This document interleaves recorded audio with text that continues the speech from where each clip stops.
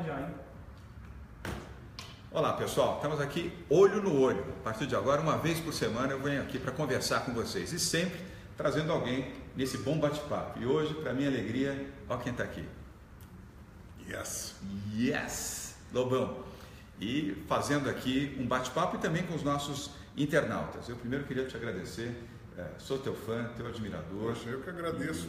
Adoro a tua coragem, a tua firmeza de posições, sem contar a sua trajetória na música e na cultura, mas a tua trajetória na cidadania é exemplar. Olha, eu que fico muito feliz da gente estar podendo, finalmente, depois de muitos anos, uma pessoa absolutamente diferenciada na vida pública brasileira, administração pública, e na cidade que eu escolhi como amor da minha moradia, meu coração, que é São Paulo. Então, estamos muito felizes. Legal. Obrigado. Vamos ver aqui as perguntas? Vamos lá. Olha, o Alexandre diz assim o seguinte, Lobão: prefeito, você fala muito sobre as privatizações. Gostaria de saber a diferença entre concessão e privatização. Vão cobrar a entrada na população do Ibirapuera? Vou começar pelo fim. Não haverá cobrança de ingresso no Ibirapuera. Vai ser feita uma concessão do Parque Ibirapuera, aliás, dos 107 parques da cidade, Lobão. Legal. A praia do Paulista são os parques. O Ibirapuera, Parque do Carmo, Aclimação, Parque do Povo. São 107 parques na cidade, os 107, se possível, serão concedidos ao setor privado. O que vai acontecer? Nenhum ingresso, nenhum custo para o usuário. Ele vai ser concedido por um prazo de 10, 15, 20 anos, exatamente como acontece em parques nos Estados Unidos e no Canadá. Uma instituição, ou uma empresa privada, ou um consórcio privado, ou uma instituição privada, vai fazer a administração do parque, vai melhorar a segurança, limpeza, manutenção, banheiros, iluminação, serviços, quadras poliesportivas, o tratamento da fauna e da flora no lugar, sem o custo para a prefeitura. Só o Parque do Ibirapuera, Lobão, custa 22 milhões por ano para a prefeitura administrar. É muito dinheiro e ainda não faz isso adequadamente. Os banheiros estavam muito ruins, agora estão sendo reformados, as quadras poliesportivas também não estão bem, o lago precisa ser revitalizado, enfim, há vários serviços que, mesmo com todo esse custo, não são bem realizados.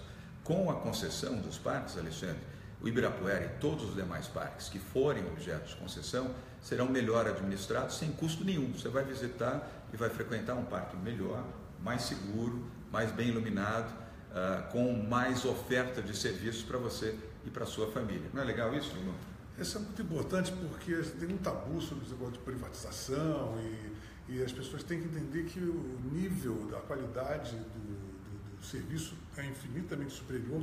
O prejuízo dos cofres públicos é zero, praticamente, e as pessoas têm uma ilusão de que a companhia vai ser dona do parque, essas coisas, quando eles vão ter uma concessão por um período de tempo, né?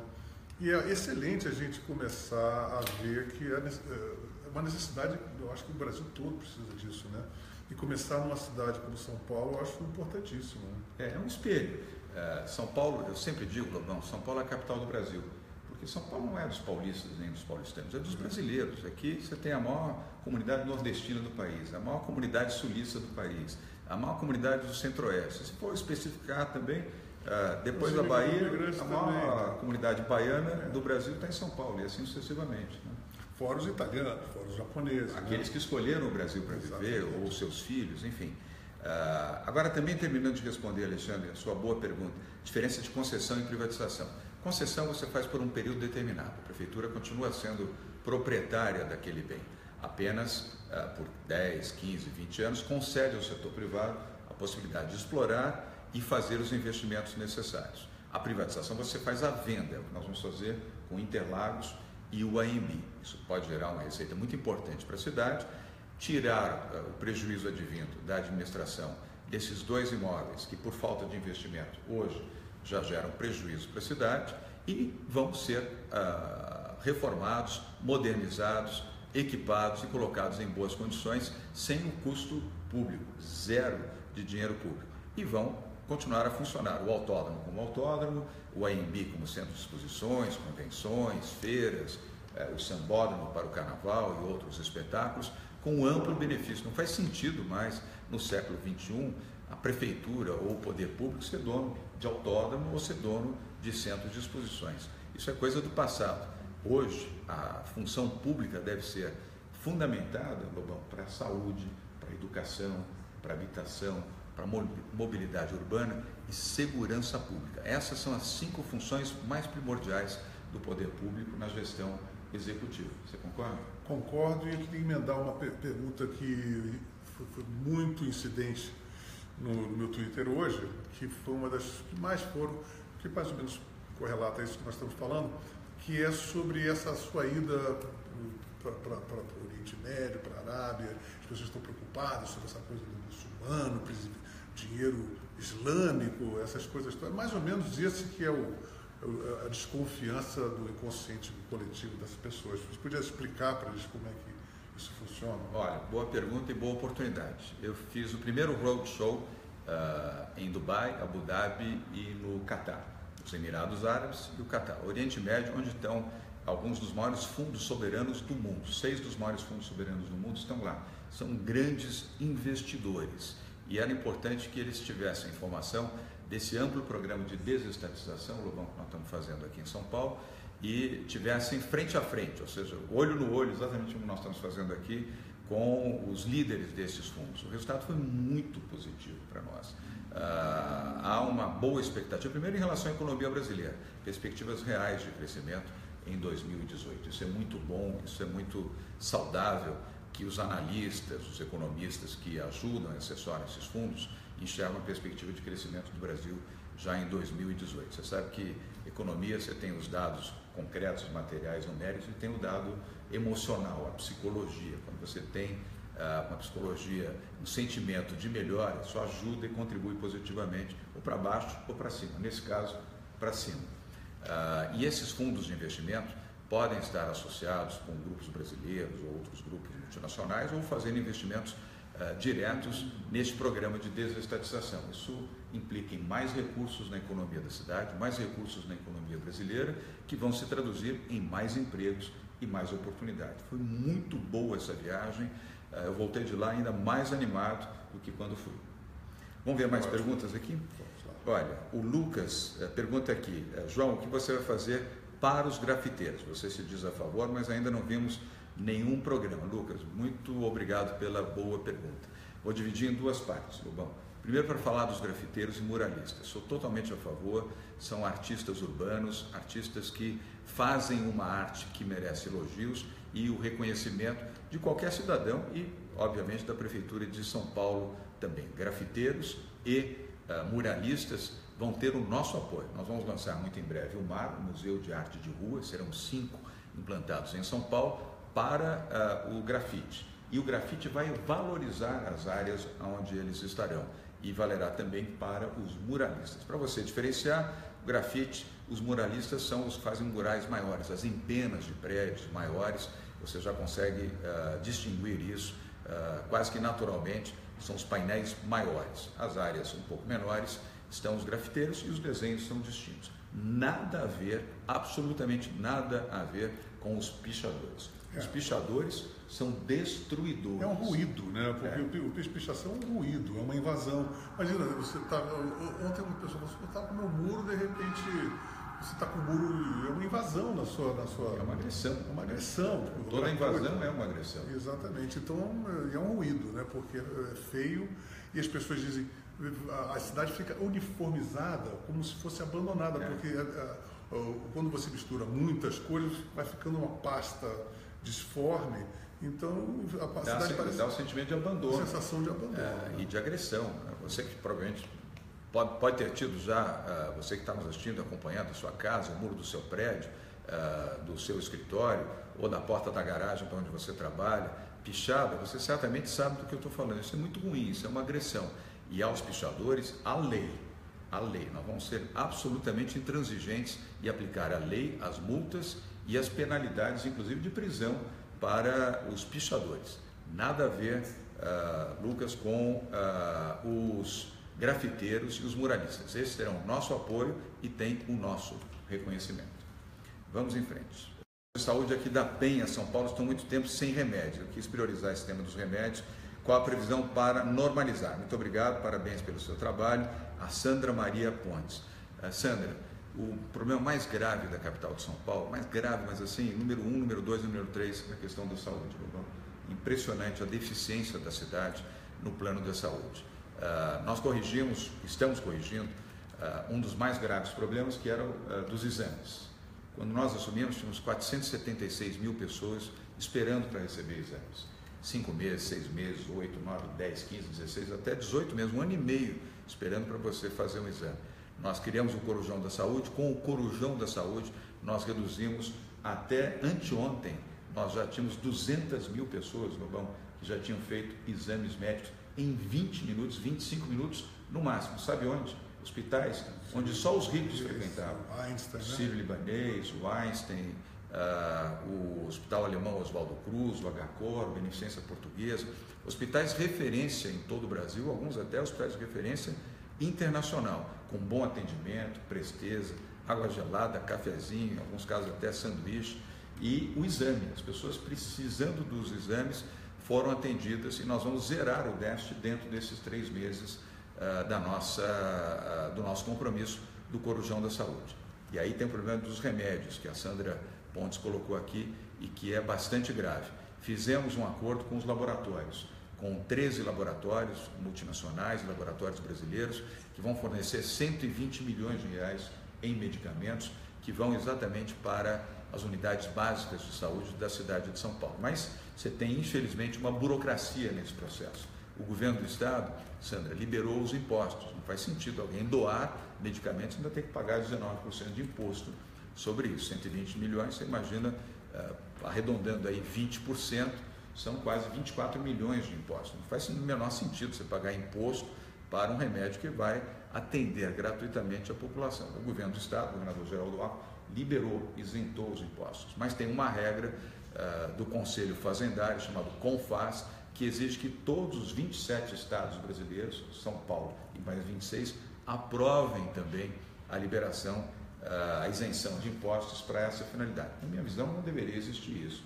É uma causa humanitária, não faz sentido você fazer todo desse jeito. Mas, como essa regra, essa é a lei, nós tivemos que fazer todo este procedimento. Então, retardou um pouco mais o processo, Sandra, mas a partir do dia 7 de março começa a distribuição desses medicamentos que foram doados para a Prefeitura de São Paulo, e entre 7 e 10 de março nós esperamos que esses medicamentos, que serão publicados no site da Prefeitura, assim você e os que estão nos assistindo vão poder saber quais são esses medicamentos, estarão disponibilizados nas unidades básicas de saúde. E não é só esse, não são só esses os problemas de saúde, mas só para você ver o tamanho do problema que nós temos na área de saúde na cidade de São Paulo. Nós estamos enfrentando com boas soluções de gestão. Bom, isso do Corujão da Saúde foi gestão pura.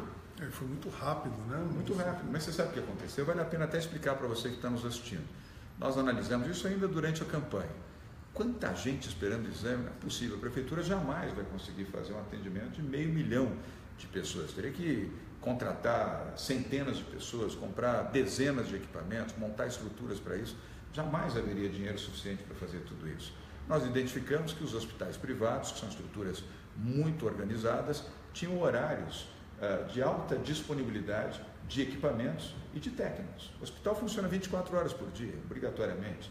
Os técnicos, 24 horas por dia, trabalhando em 6 horas ou em regime de 8 horas, e os equipamentos estão lá, de mamografia, radiografia, todos os equipamentos de alta tecnologia estão lá já amortizados. Nós consultamos os hospitais e se nós oferecêssemos a você a tabela SUS, ou seja, o mesmo pagamento que a Prefeitura já tem, que é a tabela SUS, no horário que você tem disponível, entre não operar e não gerar nenhuma receita, é melhor operar com alguma receita. Estou pago. 1, 2, 3, 4, 5, 6, vai funcionar.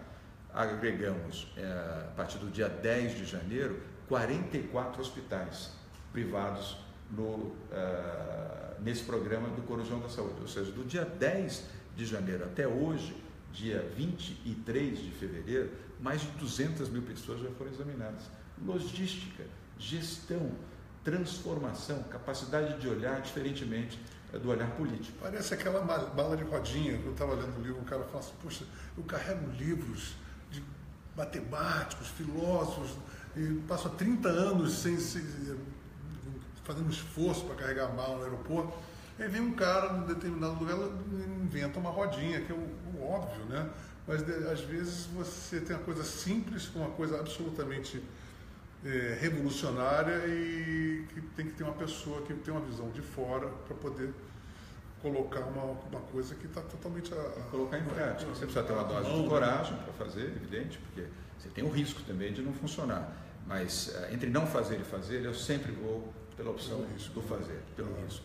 Que, aliás, é o grande ensinamento do setor privado. No setor privado você corre risco todo dia, você está passível do risco.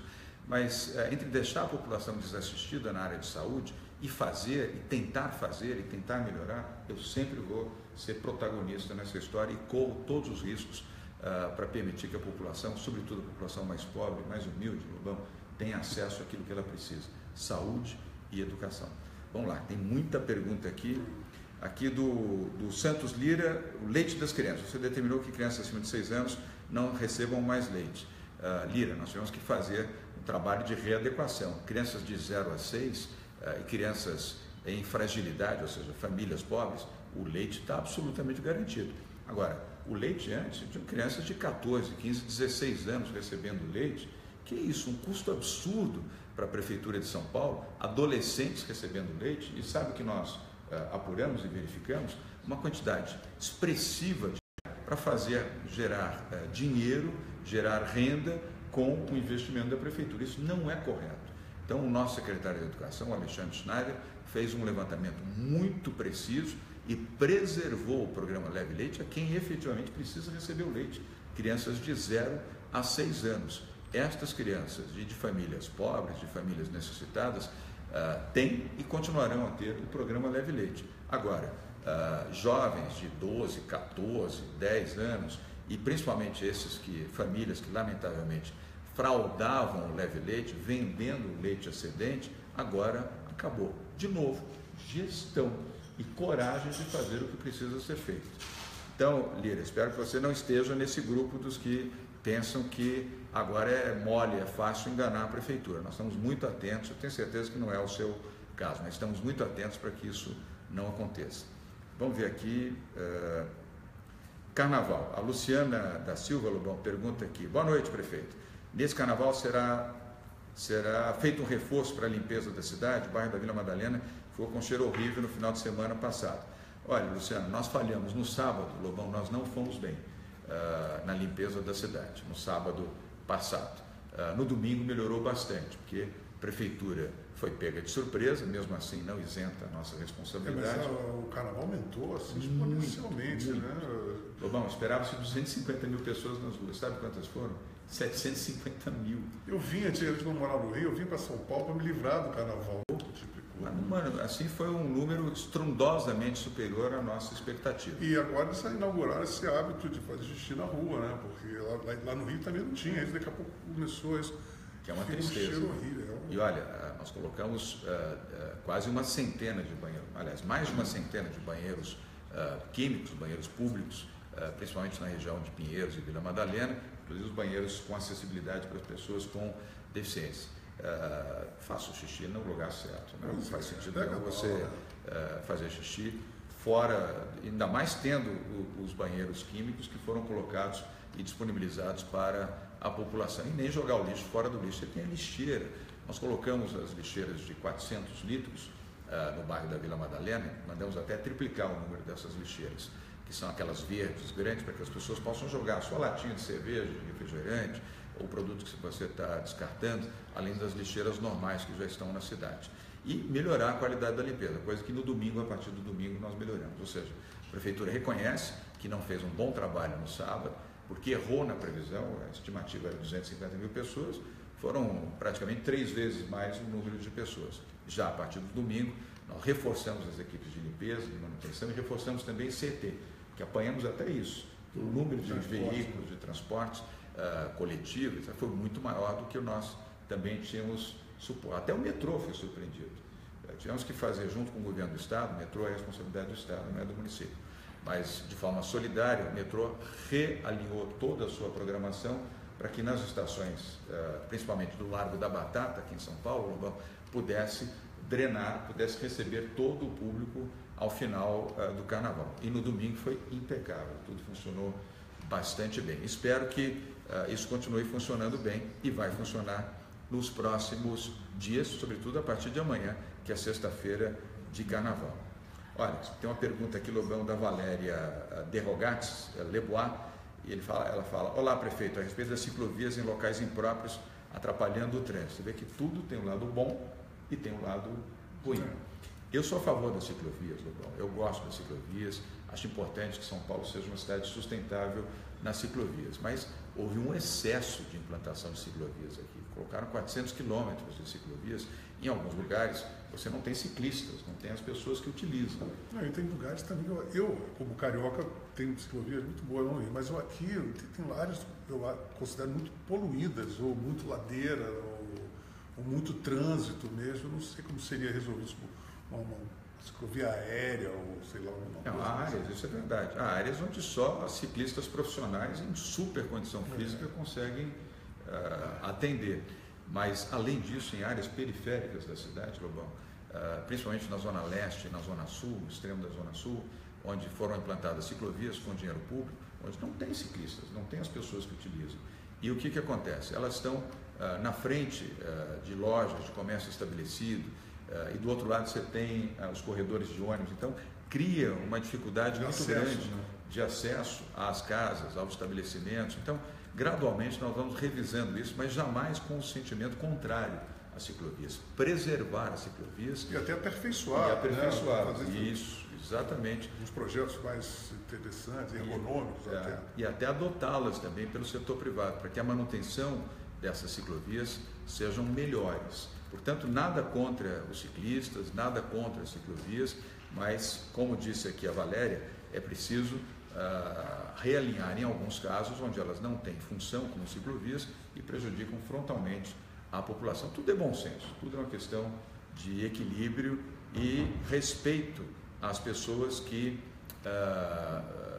gostam e usam e aquelas que não gostam. É que nem o carnaval. Por que nós estabelecemos regras um pouco mais claras no carnaval, Lobão?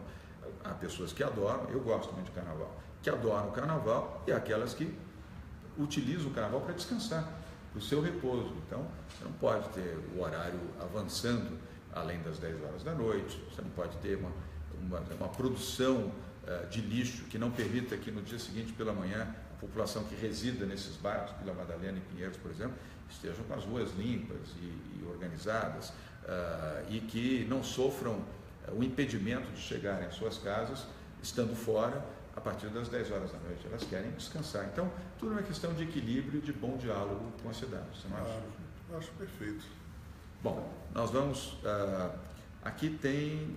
A Ana fala sobre transporte de crianças. Nós não cortamos o transporte de crianças. De novo, foi uma questão de gestão, Ana, do transporte em peruas, em vans, para as crianças.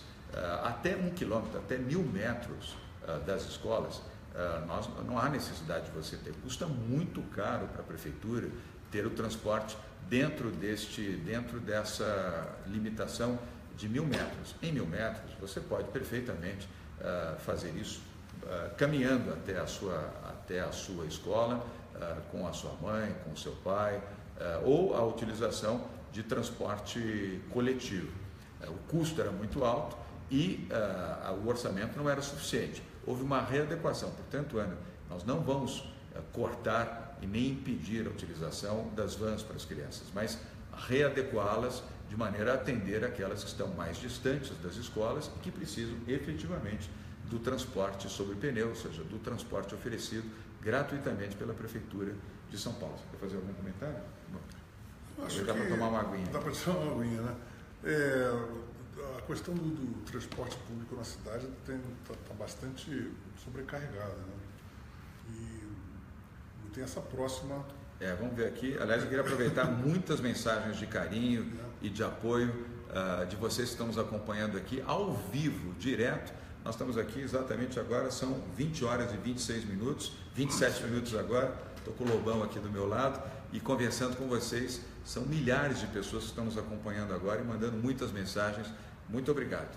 Olha, o Carmo Neto Ele diz aqui, João, não tire os cobradores de ônibus, eles são pais de família e os empresários não têm onde colocar todos eles. Nós não vamos tirar os cobradores, nós vamos gradualmente promover os cobradores para que eles possam trabalhar nas mesmas empresas onde estão como motoristas, ganhando um salário inclusive maior do que ganham como cobradores, ou operadores, ou atuando na manutenção dos ônibus e das garagens, e com salários melhores. Vamos fazer isso gradualmente, sem nenhuma perspectiva de gerar desemprego aos cobradores. A nossa missão em São Paulo é gerar empregos e não gerar desemprego. Então, Carmo, fique muito tranquilo, nós não vamos agir dessa maneira para que cobradores sejam desempregados.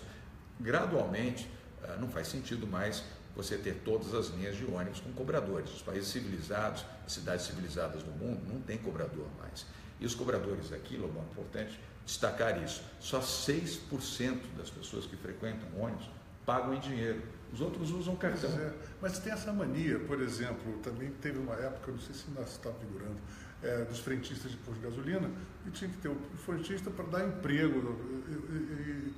Tem que haver essa mentalidade de modernizar e reprofissionalizar esses profissionais em profissões que perdem, de repente, Quer ver um exemplo? Né? Ascensorista. Eu tenho o maior respeito por ascensoristas, não tenho nada contra.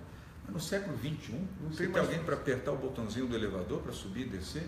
Não faz sentido. São profissões que caducam, vamos dizer assim, e tem que ser remanejado. O pessoal que está trabalhando tem que ser remanejado de uma maneira razoável para um outro tipo de atividade. E a palavra é exatamente essa, remanejamento, não é desemprego, é remanejar, e no caso dos ônibus será exatamente assim.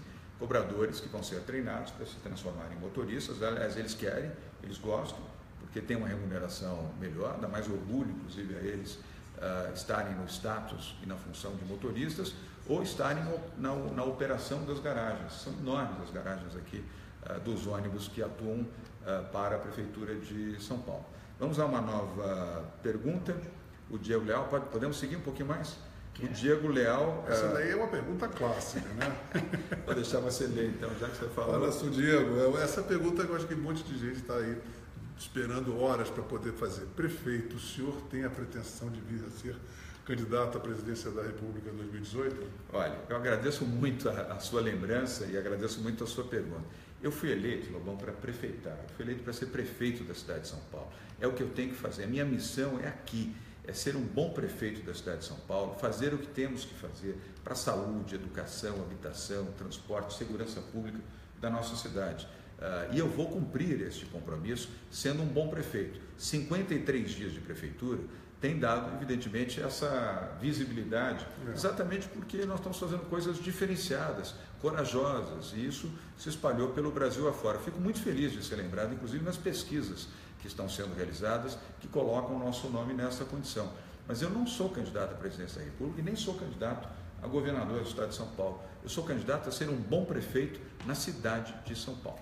E eu discuti muitas pessoas hoje no Twitter, e algumas pessoas também apoiando e dizendo, olha, a gente tem que se acostumar com um carro, uma pessoa que está no carro, que cumpra o tempo, porque hoje em dia o brasileiro está tão carente de candidato que é uma certa deturpação da ordem pública, que você está 2 anos na prefeitura, você desestrutura todo um esquema para você se candidatar a um ou outro cargo. Isso não tem menor cabimento, isso é um mau costume que se implementou, que deve ser erradicado. Né? Olha, você acompanhou durante a campanha, você é super atento durante a própria campanha eleitoral, eu dizendo, não sou candidato à reeleição porque eu não aprovo a reeleição. Eu sou contrário à reeleição. Respeito os que, aliás, a legislação prevê, respeito os que foram reeleitos, os que apoiam a reeleição. Eu não sou desrespeitoso em relação a essas pessoas, mas eu pessoalmente não acho a reeleição boa, acho ruim. Porque o ente público, né, aquele que é eleito, como foi o meu caso, prefeito de São Paulo, em outras circunstâncias, talvez se eu fosse político, eu já entraria pensando como é que eu vou viabilizar a minha reeleição. Esse cacuete, né? Agora, outra coisa, não sendo a favor, você acha que seria necessário um prazo mais alongado, mais 2 anos, 4, 6 anos? Essa seria uma boa alternativa, você fazer mandatos de 6 anos ao invés de 4 anos, sem direito à reeleição. Vários países do mundo funcionam assim. A meu ver, no meu entender, essa seria uma alternativa melhor. Mas para isso você precisa fazer a reforma política para criar o voto distrital ou o voto distrital misto, você ter mandatos coincidentes de 6 anos, que eu também defendo, entendo que isso seja uma opção melhor, e períodos coincidentes de eleição, de novo, uma opinião pessoal. Para sincronizar a administração. Claro, senão a cada 2 anos você tem eleições para o país, de certa maneira, isso cria um distúrbio que impede, vamos dizer, uma evolução positiva da gestão pública. E muda também as alianças, né? Você está com o governo do Estado, daqui a pouco o governo é oposição, estava ali do lado, ou vice-versa. Ordenaria melhor o processo. Eu sei que há opiniões diversas em relação a esse tema, mas na minha visão seria um custo muito menor. As pessoas teriam, a cada 6 anos, uma eleição, ele vota para presidente, vice-presidente, governador, vice-governador, prefeito, vice-prefeito, senador, deputado e vereadores. E você alinha todo o processo eleitoral, proporciona uma economia enorme para o país e não tem um desgaste de a cada 2 anos estar num processo eleitoral. Tem uma coisa também que eu acho um absurdo, que é esse negócio do horário eleitoral. Você faz alianças, aí você tem um horário para 30 minutos para um cara, 20 segundos para outro.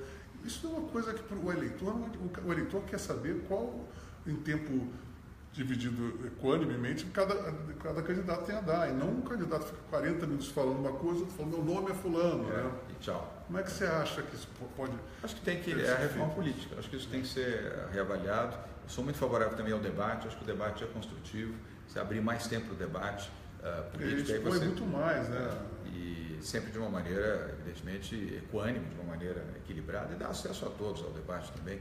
Muito ruim você impedir o acesso de candidatos ao debate. O ideal é que todos pudessem participar, ainda que você fizesse isso em 2 momentos ou 3 momentos ao longo da própria campanha. Mas, enfim, é um tema para ser avaliado. O que eu deixo muito claro é: não sou candidato à reeleição, entendo que o mandato para o qual eu fui eleito é suficiente, 4 anos, estou trabalhando em dobro, 16, 17 horas por dia. Eu já fazia isso no setor privado, agora faço no setor público. Eu faço de bom grado, eu gosto do que eu faço. Abrir mão do meu salário, você sabe, eu estou doando todos os meus salários, são 48 salários, mais 4, que é o 13º.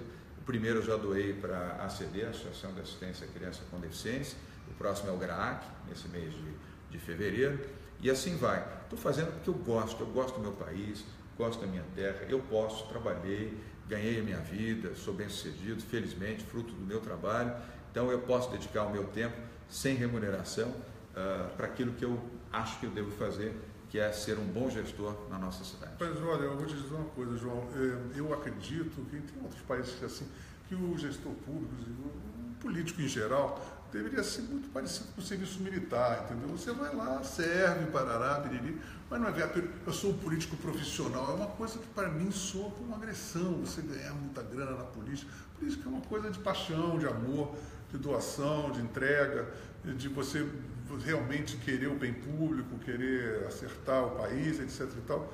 E eu acho que isso é uma coisa que vai influenciar muito o precedente que você está abrindo, esse excepcional para todo mundo. Eu espero que alguns políticos sigam também esse exemplo. Obrigado, Lobão.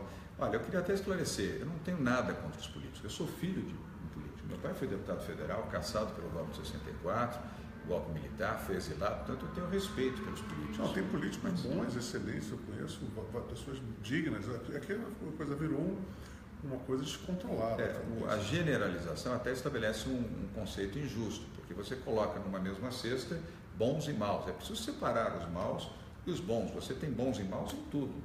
Na igreja, na política, na vida privada, no jornalismo, humana, né? Na cultura. É a condição humana. Agora, não pode, em função dos maus, todos que atuam naquela área serem classificados como tal. Eu volto a dizer, respeito muitos políticos, não me considero um político, eu me considero um gestor, um administrador, e foi por isso que eu fui eleito, inclusive, em primeiro turno nas eleições aqui em São Paulo, e quero seguir essa linha, respeitando a classe política, sem estabelecer nenhum confronto, ao contrário, compreendendo o seu valor das pessoas do bem, das pessoas honestas e do bem, que atuam na vida pública, e felizmente elas existem. Felizmente. Bom, vamos prosseguir? Vamos lá. Aqui, olha, o Clodoaldo Santos. Minha pergunta é relacionada ao asfalto de péssima qualidade que é utilizado para recapear nossas vias e os remendos feitos que, ao invés de melhorar, piora e piora muito. Qual a sua posição a respeito dessa questão? Eu concordo com você, Clodoaldo, o asfalto é muito ruim. São Paulo parece uma batedeira. Parece um cameltrufe, parece um Paris-Dakar, né? Às vezes até pior, né? Porque você às vezes pega um buracão que, pum, quebra a roda do seu carro, ou estabelece uma linha de risco maior. Agora, Clodoaldo, não é uma tarefa fácil recuperar isso, vai levar tempo, porque precisa de dinheiro para fazer um investimento e melhorar a qualidade do asfalto e também ordenar melhor, Lobão, o trabalho das concessionárias. A Eletropaulo, Sabesp, Comgás fazem muitas interferências no asfalto em São Paulo sempre que tem um problema. Nós já conversamos com as direções dessas 3 empresas, uma estatal, a Sabesp é do governo do estado, Comgás é privada e a AES Eletropaulo também, para que eles possam também, ao contratar os serviços de recapeamento que eles fazem, terem melhor qualidade. Porque não, a qualidade do recapeamento destas empresas não é bom. E outra coisa, ampliar a área. Nós pedimos que a cada intervenção, ao invés de fazer aqueles 10 metros, 5 metros, 3 metros, façam no mínimo 50 metros de asfalto, para melhorar a qualidade asfáltica onde houver intervenção de manutenção. Então eu emendo uma outra pergunta seguinte, a Eletropaulo envolvida, por que então haveria se fazer um plano para colocar a fiação toda da cidade, já que vai recapear, aproveita a recapia e põe os fios para baixo, que é um trabalhão, né? É muito caro, é um investimento muito grande, mas nós vamos fazer. E ao invés de fazer o confronto, de ficar brigando com a Eletropaulo, nós preferimos convidá-los para um bom entendimento para iniciar esse programa agora, neste ano, de enterramento dos fios da rede. E eles aceitaram. Né? E eles aceitaram. Nós já escolhemos alguns eixos para isso, oportunamente nós vamos anunciar publicamente, e eles vão assumir integralmente esse custo, sem refletir na tarifa, porque também é fácil. Isso é um espetáculo. Embute os fios, mas quem paga essa conta? É o usuário. Não é justo, não é correto. Isso tem que ser feito de uma maneira a não interferir e não expandir o custo da tarifa para quem paga energia elétrica, principalmente quem tem uma situação de maior dificuldade para pagar energia elétrica. A Eletropaulo teve uma posição muito digna, muito correta. Vão começar a fazer o enterramento dos fios ainda este ano. Gradualmente, não dá para fazer isso tudo de uma vez e não dá para fazer milhares de quilômetros. É uma obra faraônica, né? Você fazer o recapeamento de fio na cidade inteira. Porque os fios você tem que fazer, ou você faz na calçada, ou você faz na via, no chamado leito carroçado. Isso exige intervenção, você também não pode paralisar a cidade inteira com este movimento. Mas nos eixos principais, a Eletropaulo já assumiu esse compromisso, é um compromisso de 4 anos, e nós esperamos que até junho deste ano possamos ter o início do primeiro eixo. E vocês vão saber quais serão esses eixos muito em breve. Isso aqui de medicamento a gente já respondeu. A Priscila pergunta assim, o que fazer com as favelas embaixo de viadutos? Um simples incêndio pode causar enormes transtornos. Veja o viaduto da Moca na Radial Leste. E aí ela pergunta, o que acontece, como fazer para resolver esse problema? Nós temos que fazer o acolhimento, Lobão, Priscila. Nós temos cerca de 20 mil pessoas em situação de rua em São Paulo. É um flagelo, é muito triste você ver as pessoas morando em calçadas, em canteiros, em praças, debaixo de viadutos, em buracos. É muita tristeza. Nós temos que recuperar os abrigos, são 83 os abrigos na capital, Lobão. Nós estamos reformando com apoio do setor privado, com investimento do setor privado, sem nenhuma contrapartida, para que possam disponibilizar condições melhores e ampliando a capacidade destes abrigos, que vão mudar de nome, vão chamar espaços vida, onde essas pessoas, sendo acolhidas, terão banho, alimento, exame médico e qualificação emocional e profissional. E já começamos, não é um plano para o futuro, já começamos no Prates, que é o que fica aqui no bairro da Luz, no centro da cidade de São Paulo. E já conseguimos também empregos para essas pessoas com qualificação. E sabe onde? Setor de limpeza. Porque limpeza não exige, vamos dizer, um grande treinamento. É fácil o treinamento para as pessoas que querem atuar na área de limpeza e manutenção. E estas empresas que nós procuramos solidariamente ofereceram 5.000 vagas para as pessoas que treinadas possam ser conduzidas para esse emprego. Mas antes as pessoas da acolhida. Sim, você não pode imaginar preparar a pessoa, né? Claro, você pode imaginar uma pessoa morando embaixo da ponte, do viaduto, e indo trabalhar numa empresa. Como é que ela se banha? Como é que ela se veste? Um mínimo de dignidade ela precisa ter. E aí o endereço passará a ser o endereço dos espaços vida, até que ela já tenha na sua renda a condição de alugar um espaço e ser dona do seu próprio destino. Então é assim que nós vamos fazer com um tratamento humanitário e qualificação para que tenham a oportunidade do emprego. O Flávio Hernandes pergunta aqui, o centro de São Paulo. Nós estamos exatamente aqui no centro, a prefeitura fica aqui no centro, no Vale do Anhangabaú. É um amplo trabalho aqui também, o investimento é grande. Nós em breve vamos anunciar, eu posso antecipar isso aqui até porque a notícia já é razoavelmente pública, o escritório do Jaime Lerner, que é o maior urbanista brasileiro e que vai assumir a responsabilidade para um amplo programa de reurbanização de toda a área do centro da cidade de São Paulo, um programa de 12 anos. O investimento também é muito expressivo aqui, mas vamos fazer sim e agora no próximo mês de março, se não me engano, no dia 9, nós já vamos anunciar as áreas onde esse trabalho vai ser feito e a escala nesses próximos 12 anos de recuperação do centro da cidade. Não é uma tarefa fácil. Olha aqui, Lobão, 10 mil comentários e audiência internacional. Nós estamos falando do Canadá, Estados Unidos, Inglaterra, outros países europeus. Super obrigado, pessoal, por essa tremenda audiência. Eu posso te fazer uma pergunta intermediária que surgiu agora do meu interesse sobre comunidades carentes, as favelas, etc. e tal. Uma coisa que eu acho que tem o Brasil inteiro e eu acho que eu não consigo entender por que não há um foco em realmente urbanizar esses espaços, né? Saneamento básico, rede elétrica, essas coisas todas. Como é que você vê isso como administrador?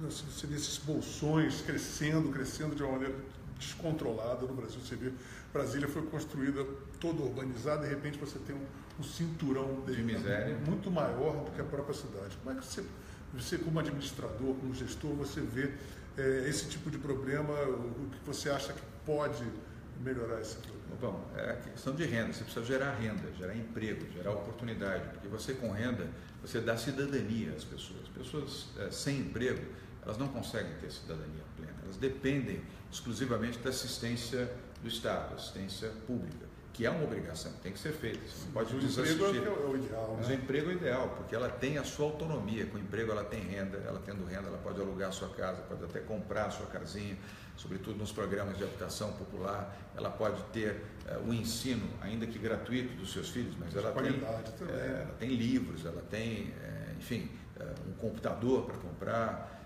ela consegue ter alimento, o próprio ensino. Então nós temos que ter uma melhora na economia para você permitir que essas pessoas sejam reinseridas no contexto de cidadania.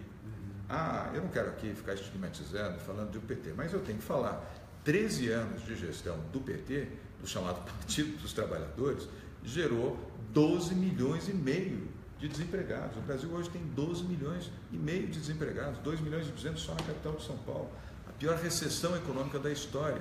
Isso tudo fragilizou muito o país. E sem contar os subempregados. São Paulo tem 2 milhões e 200 mil desempregados e 3 milhões de subempregados. E as pessoas também têm que entender o tempo e o trabalho que se dará para recuperar isso, porque eu estou dizendo, porque há 6 meses. Não, isso vai demorar um tempão para a gente ir, olha, com muita perseverança, para recuperar esse dano todo. Né? E temos que fazer. E eu estou otimista, Lobão.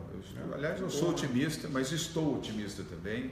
Eu entendo que a perspectiva econômica do país vai melhorar nos próximos meses. Nós vamos terminar um ano com um pequeno crescimento, que já vai ser suficiente para estancar o desemprego, e 18, finalmente, temos um período, um ano de crescimento econômico. E aí, a recuperação da geração de empregos no país. É a única alternativa para diminuir o flagelo e essa agressão que é o distanciamento desta população mais humilde, mais pobre, mais desfavorecida e que, como você mesmo mencionou, vivem nos cinturões das grandes cidades. E mais do que isso, nos cinturões e dentro das grandes cidades. Pois é, também como você falou, todo mundo um monte de gente sem teto, sem onde morar, e começando a desfigurar comoção social para as pessoas. Você fica numa comoção, porque ninguém se sente confortável e acha que é paisagem ver uma pessoa morando na rua, uma pessoa degradante. Você espera que aquela pessoa tenha a oportunidade de ser abrigada, ser acolhida, ter direito ao banho, ter direito à alimentação, ter direito a um exame médico, enfim, um mínimo de dignidade. Vamos continuar no nosso esforço no plano social, Lobão, torcer para a economia brasileira melhorar e fazer aquilo que nós estamos tentando fazer. Aliás, você me perguntou desse roadshow no Oriente Médio, trazer investimentos, porque onde você põe investimentos, você põe melhoria, você põe desenvolvimento econômico, você põe desenvolvimento social. Sem vínculo ideológico, as pessoas nem religioso, nem ideológico. Não deve ter. Eu respeito as ideologias, respeito as religiões, mas nisso, sem nenhuma ideologia e sem partidarismo. Bem, olha, muita gente aqui dizendo que gosta, aqui, por favor, prefeito, minha mãe é sua fã número 1, vamos aqui falar a previsão de instalação de jardins verdes da Denise Ventura, uma pergunta interessante, Lobão. Ou paredes verdes como nos prédios da região do Minhocão? Ops, fugiu. Denise, sim. Aliás, as paredes verdes do Minhocão são exemplares, é uma coisa bonita. Para você que ainda não andou pelo Minhocão, vá visitar, você vai ver as empenas dos prédios com as paredes verdes. Isso deve diminuir a temperatura da cidade também. Né? E humaniza a cidade. Fica mais aconchegante. Nós vamos fazer muitos jardins verdes. Nós estamos chamando isso, Denise, de corredores verdes. Em breve você vai ter notícia do que vai acontecer numa grande avenida aqui de São Paulo, que será o maior corredor verde do Brasil e da América Latina, e um dos maiores do mundo. 6 quilômetros de corredor verde. Aguarde que você vai ver. Sou super favorável, percebo que você gosta também, humaniza a cidade, traz também um resfriamento. E fora esse corredor verde dos muros, e uma rearborização da cidade, que também para cuidar dessa coisa da poluição e da temperatura também. E até bom você fazer essa colocação. O nosso secretário do Verde, Gilberto Natalini, com um bom time que atua na Secretaria do Verde e Meio Ambiente, nós já estamos fazendo esse programa de arborização, começando nos parques da cidade. Ótimo, né? São Paulo tem 107 parques, lindos parques, com você, e tem muito espaço para plantio de árvore nesses parques. Estamos recebendo doações de árvores, isso é bacana, mudas de árvores doadas por ONGs, instituições e até pessoas que nas suas fazendas próximas de São Paulo cultivaram, fizeram viveiros de árvores e estão doando essas árvores para a cidade de São Paulo, além da recuperação do principal viveiro, que é o viveiro Manequim Lopes, no Ibirapuera, que está sendo recuperado também por uma empresa privada, que está apoiando, para a recuperação do maior e mais importante viveiro de São Paulo. Vamos plantar mais árvores. Você que está nos assistindo e puder fazer isso, plante. Se você tem uma casa, se você tem um apartamento que tem um jardim que permita o plantio de uma árvore, ajude. Uma que seja, você já está ajudando a cidade a ser mais verde e uma cidade mais sustentável. Se você não tiver essa condição, faça uma pequena horta na sua casa, tenha a sua plantinha, demonstre o seu afeto pelo verde. Esse já será um gesto importante e bem-vindo, né, Lobão? Faz uma sua hortinha, bota uma latinha, bota umas coisas, bota os temperos, salsinha, cebolinha, que já dá um pedal, né? É isso aí. Ó, Lobão, para finalizar, aqui, ó, 12 mil comentários, 1 milhão de pessoas alcançadas nesses 50 minutos que nós estamos conversando, desde as 8 horas, agora são 20 horas e 50 minutos, e vamos repetir isso toda semana, Lobão. Super obrigado, adorei ter você aqui nesse bom papo. Sensacional, viu, João? E o horário transbordou, né? Era só 15 minutos, 51. Adorei mesmo. Para a estreia, a gente triplicou, Lobão. Sensacional, parabéns mais uma vez, João. Parabéns mesmo. Orgulho mesmo, viu? Obrigado. E você que está aí, acelera, tá? Acelera pelo bem, acelere pela sua família, pelos seus filhos, acelere pelo Brasil. Tchau, pessoal.